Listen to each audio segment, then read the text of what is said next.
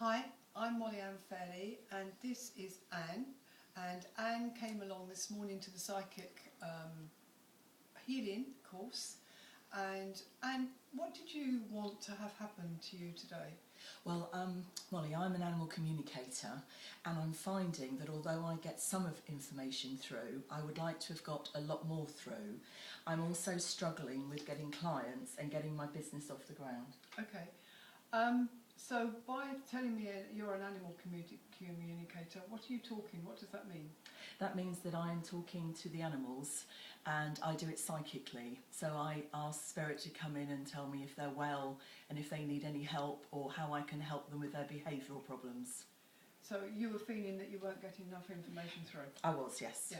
Now, I remember this because we worked on this morning, and what transpired and what came up, I'm sure you'll remember as well, was it actually traced itself back to low self-worth and Anne not actually believing that she was entitled to receive the money from the business and also the acclaim that she would receive from a successful business. It was quite blocked, wasn't it? It was, yes. Yeah. And the blocks were from my mother, who instilled in me from a very early age very low self-worth, very low self-esteem. Yeah. And also what Molly uncovered was that a lot of my deserving was to do with past lives where I had done things that I was paying the karma for now.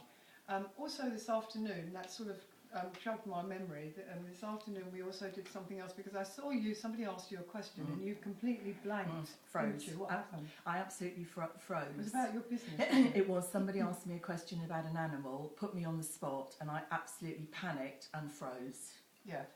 And then what happened? How did we clear that one? Molly looked at it and it went back to my mother calling me stupid.